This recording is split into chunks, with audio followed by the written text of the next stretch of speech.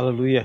యేసుక్రీస్తు నామమున మీ అందరికీ శుభాభివందనాలు. దేవుని అనంతమైన ప్రేమ, కృప, వాత్సల్యతను బట్టి మరొకసారి ఈ రీతిగా దేవుని మాటలు పంచుకోవటానికి ప్రభు ఇచ్చిన కృపకై యేసయ్య నామానికే నిండు మహిమ, నిండు మనస్సు మహిమ, ఘనత, ప్రభావములు యుగయుగములు ఆయనకు మాత్రమే కలుగునుగాక. హల్లెలూయా! నిజంగా ప్రేమైన వాళ్ళరా, బైబిల్‌లో రాయబడి ఉంటది. యెషయా గ్రంథము 1 అధ్యాయము 19వ వచనాన్ని ఒకవేళ మనం చూస్తే అక్కడ రాయబడి ఉన్న మాట, మీరు సమ్మతించి నా మాట వినినెడల అన్న మాట వినబడుతుంది. దానివల్ల భూమి యొక్క శ్రేష్టమైన పదార్థములను మీరు అనుభవిస్తారు అన్న మాట కనబడుతుంది ప్రేమైన వాళ్ళ.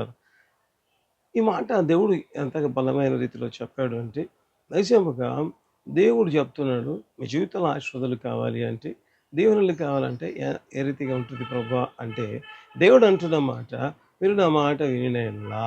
అనేక సార్లు మనం ఏ రీతిగా ఉంటామంటే, దేవుడు అనేక విషయాలు మనతో మాట్లాడుతుంటాడు. కానీ మనం వినం ప్రేమల వల్ల. నిజంగా మరి అందుకే అనేక మంది జీవితంలో దేవుని ఆశీర్వాదాలు పొందలేరు.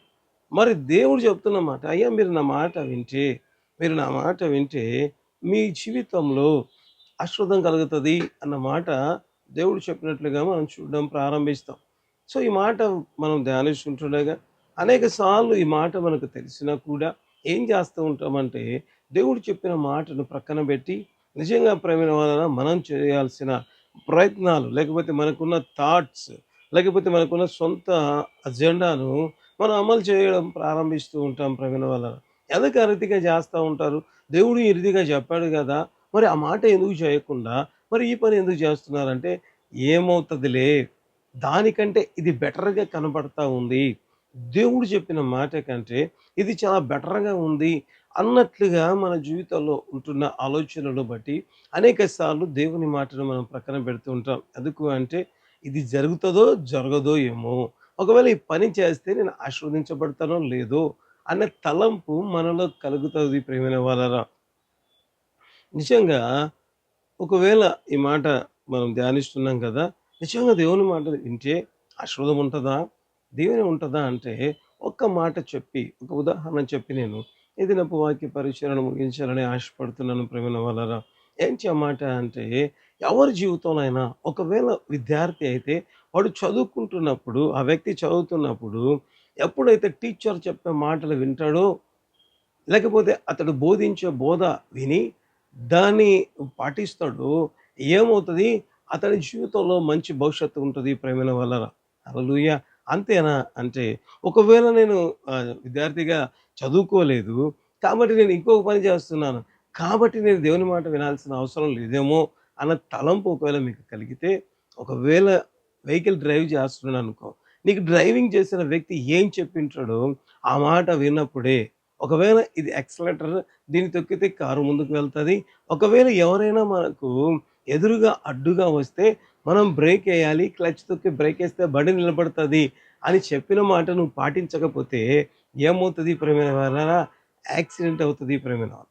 అంటే నువ్వు ఏ వృత్తిలో ఉన్నా, అది రాడ్ బెండర్ కావచ్చు, లేకపోతే ఎల్డింగ్ చేసే పని కావచ్చు. ఏది చేసినా కూడా ఆ వ్యక్తులు చెప్పిన మాట నువ్వు విన్నప్పుడే నువ్వు సక్సెస్ అవుతావు ప్రియమైన వాళ్ళ. ఈ లోకంలో నిజంగా నువ్వు సక్సెస్ అయ్యి మంచిగా ఉండాలి అంటే, నీకు చెప్పిన వారి మాట వింటేనే నువ్వు ఈ రీతిగా ఆశీర్వదించబడతావు. అయితే మరి సర్వశక్తిమంతుడైన దేవుడు చెప్పిన మాటలు వింటే ఇంకెంత ఆశీర్వాదాలుంటాయి ప్రియా. ఇంకెన్ని ఆశీర్వాదాలుంటాయి. అనేక సార్లు మన జీవితాల్లో ఏ రీతిగా ఉంటాము అంటే, దేవుని మాట వినకుండా తద్వారా అనేకమైన ఆశీర్వాదాలు కోల్పోయే వ్యక్తులుగా మనం ఉండడం ప్రారంభిస్తాం.